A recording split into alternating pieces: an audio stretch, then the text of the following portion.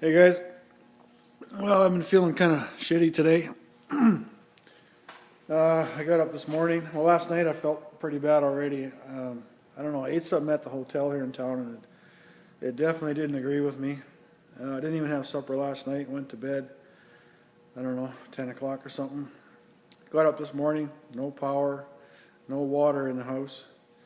Had a bit of a storm here this morning, so I didn't even get to shower. And then I had the shits all morning, and it was a bad morning, but feeling a little bit better now. Kind of got rid of everything and had a little something to eat, so I figured I'd make a movie or a video. You can see I'm still not all the way back yet, but in the shop here, working on this Firebird. I was at World of Wheels actually on the weekend, and I met Asian and Farm Truck from Street Outlaws, and I didn't get it on video though. I didn't have. This is my wife's phone here. My phone I can't even make video on, so I didn't get pictures either. So I got shit for that one. But yeah, I met them and they signed my yearbook. But lots of cool stuff at the show, so that was kind of fun. But working on this Firebird here, I got the Demon running, and that's out of here.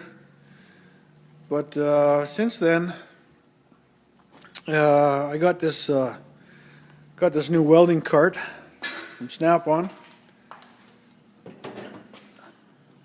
It's got drawers to hold welding stuff and holds the tank. All the cords hang on the back there. It's got a nice table here that I can put attachments on. And then it's got a perch there to put a vise on if I want to put a vise on it. And all the welders fit inside there, so I got the TIG welder, the water cooler, and the plasma in there. I couldn't get the MIG welder in there. But I want to get a nitrous filling station here. And I thought, well, this would be a good place to put the tank for that. So once I get the tank here, then I'll mount the filling station maybe on the vise mount or something. Get it set up here so that I can fill my nitrous. Last year I was paying $10 a pound. And it turns out that if I buy the bottle, and even with the lease rental, it's like $4 a pound my cost. So, I mean, I can save a lot of money just doing it myself. So, but yeah, on this Firebird here, that is all the stuff that came out of it. The previous owner wired this car for, he was very safety conscious,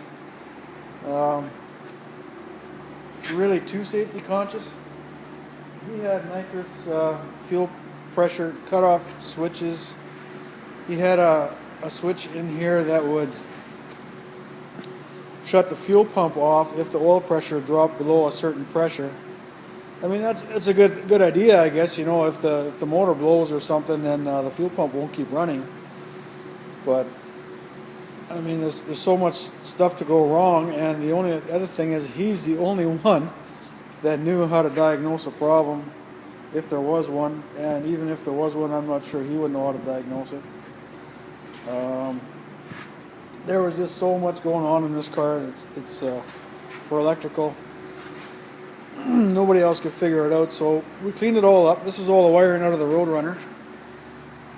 I still got to tie everything up yet, but it's got the speed wire panel in there, and then the ignition box. And I've got relays there. One relay is for the shifter. The other two relays are for the nitrous. And I've got the nitrous controller here hooked up. Just got to mount it to the dash. So everything's working. It's got the nice new switch panel up there now. The tack is working. The shift light didn't work properly last year. I got that working now.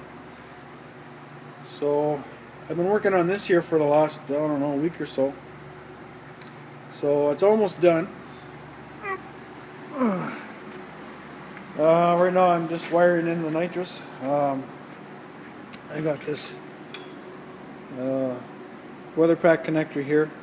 It's just going to be one main plug-in to plug in everything. So I'm working on the solenoids here. I still got to solder that one, put it in, and then I got to hook up the purge line. But that's what I'm up to.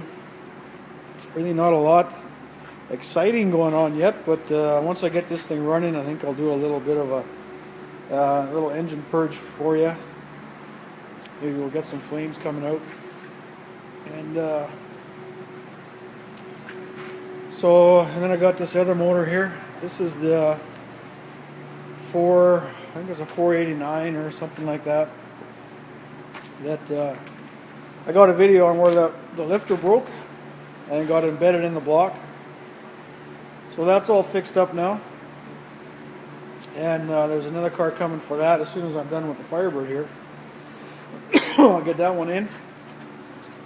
And I'm also building 496 for a customer. And right now I'm waiting for a machine shop to finish up, but I got an intake here for it. Oil pan and pickup. Cam and lifters is here somewhere.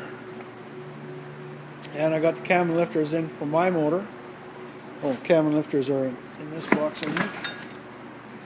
Yep. That's for the 496. And for my race car this year, I've got a new MSD grid. If you watched my Roadrunner video, I installed one of these in the Roadrunner. And I really like the way it worked, so it'll control nitrous really well, like timing wise. It'll control the timing. I can adjust the timing to do exactly what the progressive controller does to back it out and bring it back in and things like that. So looking forward to getting that installed in my car. And then I got Strobe Technologies cam and some Morel severe duty lifters. So right now on my motor I'm just waiting for pistons. So as soon as the pistons get here, then I can start assembling that. Oh. And I haven't done anything with the LS stuff. As soon as I get this car out, then the Cutlass is coming for that motor there.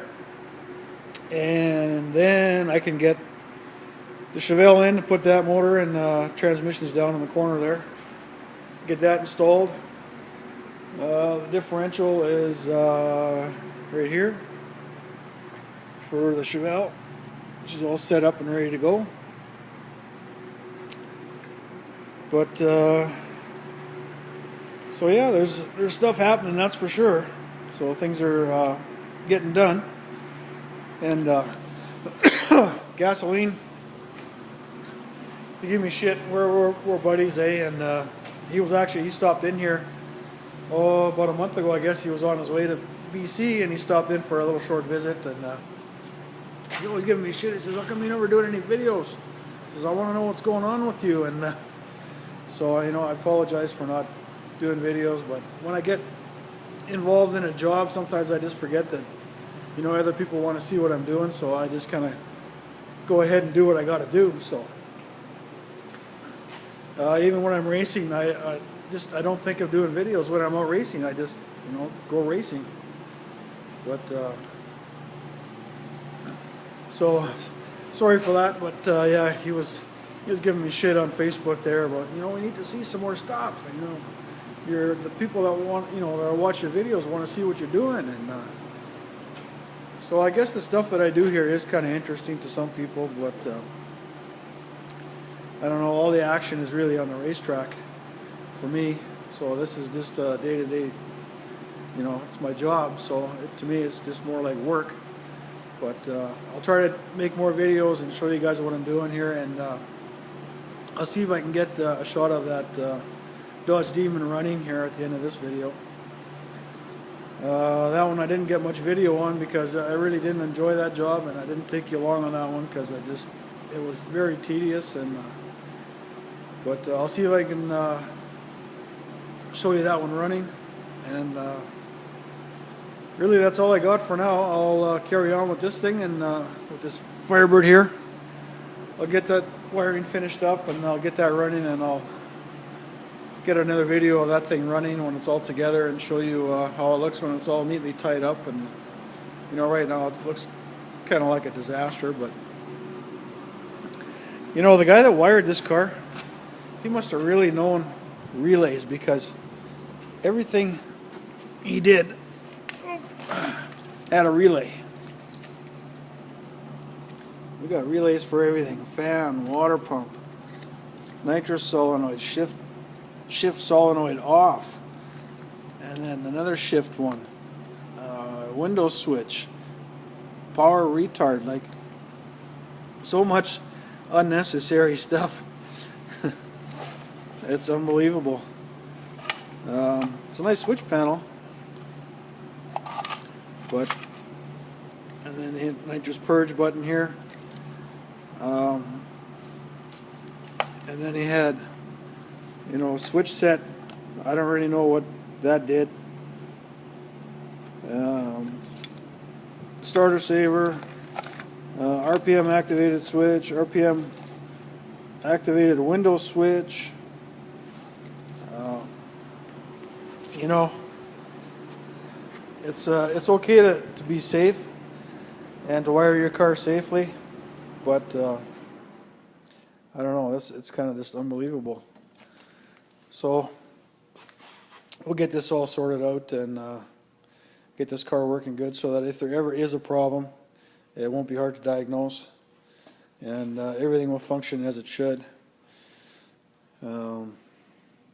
Really, it's not that hard to do, but it's you know, when you do stuff like that, it makes it hard for anybody else to try and figure out. The only guy that could figure it out was him, and it was just not good that way. So the customer agreed with me that it needed to be rewired. So this way, everything is going to work as it should. You know, I've wired a lot of race cars before and never had an issue. My car never had an issue. Any other cars that I've wired have always worked. So that's all I got. Thanks for watching.